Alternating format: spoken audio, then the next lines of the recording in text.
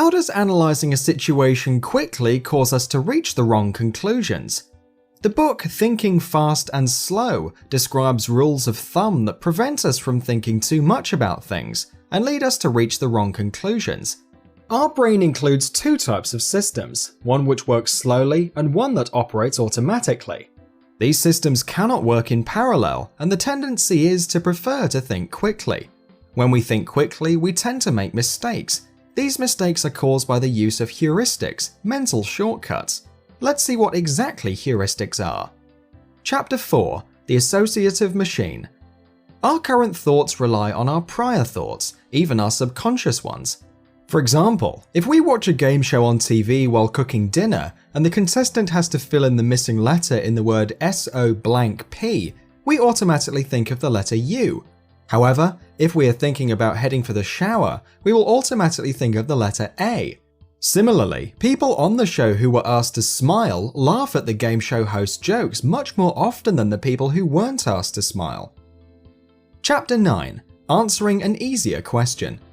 In real life, most questions are complex and have no simple answer. People don't answer the real question, they answer an alternative, easier question.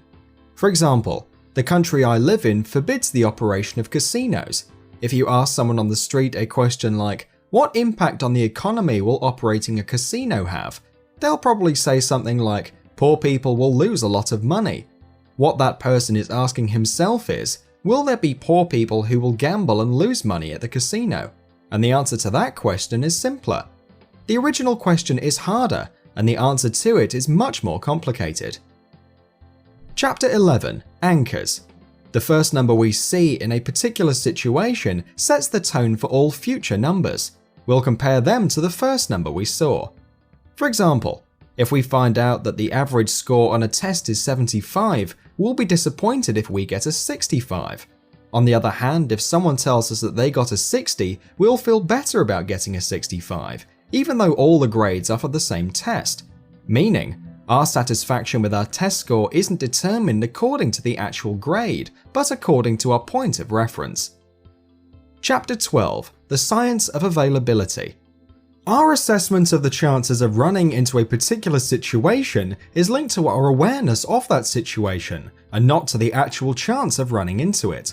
For example, we'll be more afraid to get on a plane after a plane crash, even though in reality, driving a car is more dangerous than flying in every possible respect. The reason we'll be afraid to take a plane is that the news channel covered the accident, and not because statistics show the odds of a plane crash depending on how many flights we get on. Chapter 17: Regression to the Mean. Performance results tend to normalize to the average value. For example, a coach decides not to praise a player's good performance because he's afraid the effect will be a drop in performance.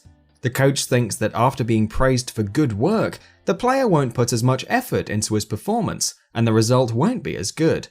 However, the drop in performance isn't because of the coach's praise, it's because most of the player's actions are in line with his average, which is lower than his best. Chapter 19: The Illusion of Understanding. When recounting the past, we tend to create a convincing story based not on luck, but on talent as the deciding factor. For example, Google has become a successful company because 2 Stanford graduates found a better search algorithm for information on the internet. They raised funding and made several decisions, which led to the company becoming one of the most profitable companies in the world. You may assume that there's a clear explanation to how, at each and every turning point, the founders at Google made the right decisions for success. The truth, however, is that luck played a very big part in their success. For example, early on, an investor decided not to buy the company for $1 million. He didn't think the company was worth that much. That was luck. Chapter 20: The Illusion of Validity. This is the illusion of belief in our ability, that our abilities and nothing else are what determine the final outcome. For example, Daniel believes that the investment experts industry is based on the illusion of the greater ability of the investment experts to invest money. An examination of 10,000 accounts and 163,000 sales decisions regarding selling one stock and buying another revealed that the stock sold actually gained 3.2% more than the stock bought each year following the sale. In the end, the investment experts weren't such great experts. Chapter 21: Intuitions versus Formulas. When making decisions, the use of formulas is always better than relying on human intuition. Experts try to think outside the box when there is a lot of data, which leads to less reliable results than if they were to use a formula. For example, take the APGAR test, performed on every newborn to check their breathing. Before specific parameters were set up for the test, every doctor examined the babies using a different method and relied on their gut instincts, which led to non-uniform test results. The APGAR test provides a reliable diagnostic measure for the baby's respiratory status and is based on a very technical test. Chapter 29: The Fourfold Pattern. When faced with the need to decide regarding a specific possibility, people tend to make a choice based on its emotional associations and not its probability. An example of this is when a sick person decides to invest large amounts of money paying people with powers to help them recover from their illness. Doctors acquire extensive training and continuously improve their skills, and in the end earn an average paycheck, while healers and people with powers get rich promising something very unlikely to the patients interested in buying. Chapter 32: Keeping Score. People give themselves points for their achievements as they see fit. Giving yourself points will lead you to take actions that are not financially smart.